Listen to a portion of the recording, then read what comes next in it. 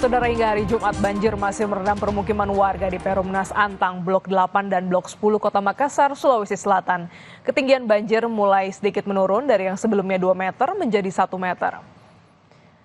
Sebagian warga yang mengungsi mulai kembali ke rumah mereka untuk melihat kondisi rumah yang terendam banjir. Ada juga warga yang mulai bersih-bersih di lokasi yang sudah surut. Dari data BPBD Kota Makassar, jumlah kecamatan yang terdampak banjir kini menyisakan 4 kecamatan.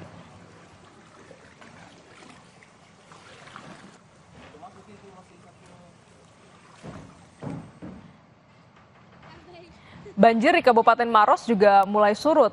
Warga mulai membersihkan material sampah dan lumpur yang terbawa arus air akibat banjir. Walau masih terendam banjir, ketinggian air di Dusun Kampala, Desa Bonto Matene, Kecamatan Marusu perlahan surut. Warga mulai membersihkan sisa material lumpur dan sampah yang terbawa arus.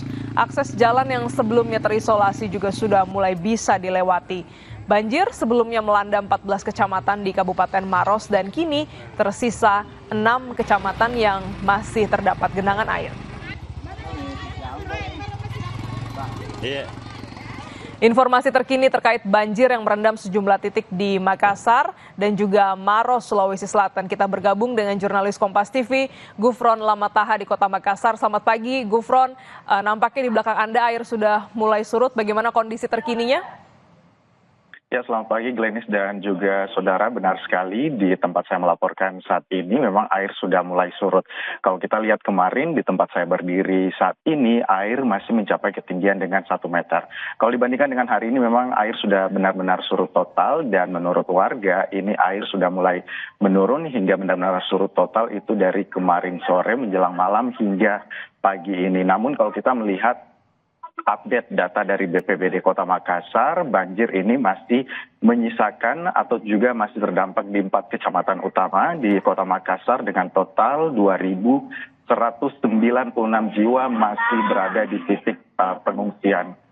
Pertama itu adalah Kecamatan Manggala, di kecamatan tempat saya melaporkan saat ini di Kelurahan Antang, merupakan salah satu kelurahan di Kecamatan Manggala yang merupakan dampak titik banjir terparah dengan total 1.451 jiwa yang kemudian memilih mengungsi di 18 titik posko pengungsian. Diikuti dengan Kecamatan Beringkanaya ada 578 jiwa yang mengungsi di 8 titik pengungsian. Kemudian di Kecamatan Panakukang ini ada 90 jiwa yang mengungsi di 2 titik posko pengungsian, dan terakhir ada Kecamatan Tamalandrea sebanyak 83 jiwa yang mengungsi di 1 titik posko ungsi. Memang kalau kita lihat di tempat saya berdiri saat ini di kawasan Perumnas Antang Blok 8, ini memang karakter tanahnya menurun. Jadi memang kalau kita lihat dari depan ini tanahnya masih tinggi, daratan tinggi, terus kemudian makin ke blok ke belakang itu makin rendah seperti itu, sehingga memang ketinggian hingga belakang jika kita pantau kemarin itu bisa mencapai 1 hingga 1,5 meter. Namun hingga hari ini kesurutan sudah mulai mengering seperti itu, dan juga aktivitas warga ini belum sepenuhnya normal, Glenis dan juga saudara. Walaupun memang akses jalan ini sudah bisa dilalui, warga memilih masih menetap di posko pengungsian di Perumnas Antang Blok 8 ini, merupakan Masjid Al-Mutakin yang memang tiap tahun dijadikan posko titik pengungsi. Kenapa mereka kemudian memilih untuk tetap di posko pengungsian walaupun banjir sudah mulai mengering sejak kemarin? Warga mengaku masih khawatir nanti ada hujan, terus kemudian juga warga mengaku ketika melakukan aksi bersih-bersih, warga masih menunggu 1 hingga 2 hari hingga kemudian benar-benar rumah mereka ini aman dari lumpur, terus kemudian juga terhindar dari bau, dan tentunya kekhawatiran lainnya Glenis dan juga saudara, karena ini merupakan banjir terparah sehingga batas air di rumah warga itu hingga menyentuh stop kontak ataupun juga terminal listrik. Ini menjadi kekhawatiran warga jika nanti kembali ke rumah mereka dengan cepat. Mereka harus memastikan bahwa keadaan dinding, kemudian juga kabel listrik instalasi rumah mereka dalam keadaan benar-benar kering, sehingga sebelum menyalakan lampu ataupun juga menggunakan elektrik di rumah mereka harus sudah memastikan hal itu berjalan dengan baik. Kemudian juga kalau kita lihat juga memang sejak Senin, Selasa, hingga Jumat kemarin memang bantuan dari pemerintah Kota Makassar, terus kemudian BPBD, Polrestabes Kota Makassar dan juga Polda Sulawesi Selatan ini mulai berdatangan ya, mulai dari beras, kemudian menyalurkan juga telur, terus kemudian juga mie instan. Warga memang di posko pengungsian ini secara swadaya melakukan ataupun juga menyediakan masakan mereka sendiri. Tadi kita datang pagi tadi mereka sudah melakukan masak untuk persiapan sarapan. Walaupun memang bahan-bahannya ataupun juga beras dan juga telur ini merupakan bantuan dari pemerintah. Selain itu juga memang pemerintah Kota Makassar, Glanis dan juga saudara ini sudah menetapkan banjir ini sebagai tanggap darurat di Kota Makassar hingga 17 Februari 2025 ataupun nanti hingga Senin ini. Tentunya pemerintah Kota Makassar menetapkan tanggap darurat banjir kali ini karena memang selain yang terparah selama periode banjir di Kota Makassar, penetapan tanggap darurat ini juga dimaksudkan untuk pemerintah siap tanggap ketika nanti ada curah hujan tinggi terus kemudian banjir mulai naik lagi di Kota Makassar. Selain itu, memang bantuan selain makanan, Glenis dan juga saudara, ini dari tenaga kesehatan mulai kemarin juga sudah melakukan keliling posko-posko yang memang merupakan dampak terparah salah satunya di Kecamatan Manggala, Kota Makassar ini untuk melakukan pemeriksaan rutin.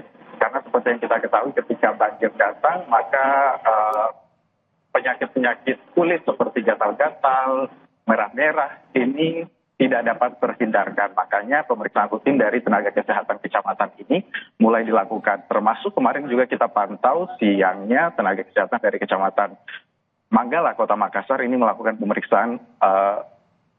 pemeriksaan tekanan darah, terus kemudian juga memberikan obat-obatan kepada warga yang mengeluh gatal-gatal maupun juga diare. Hingga saat ini juga warga yang masih di beberapa titik di Kota Makassar masih memerlukan bantuan selain obat-obatan.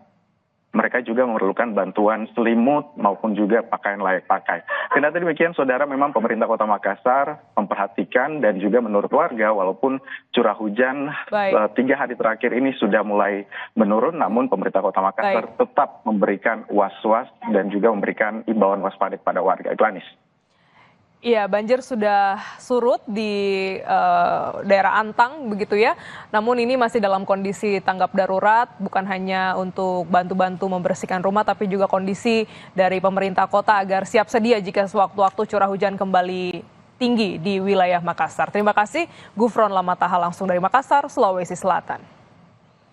Informasi selanjutnya, saudara, ratusan warga Kapuk Muara Penjaringan, Jakarta Utara terlibat bentrokan dengan petugas keamanan khusus perumahan Pantai Indah Kapuk saat demo menuntut PT Mandara Permai membuka akses jalan yang ditutup oleh tembok dan batu.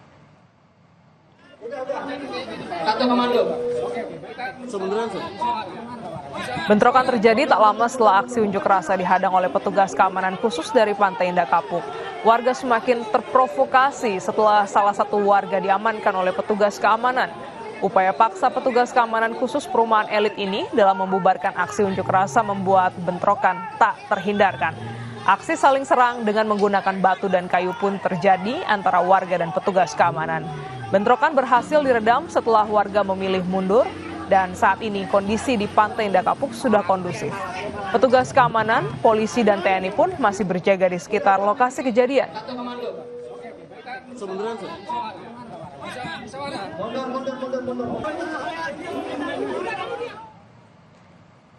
Usai jeda kami kembali dengan informasi, Presiden Prabowo Subianto mengundang petinggi partai koalisi yang tergabung dalam Koalisi Indonesia Maju atau KIM Plus ke Hambalang, Bogor, Jawa Barat dalam rangkaian hari ulang tahun ke-17 Partai Gerindra dan bahas koalisi permanen.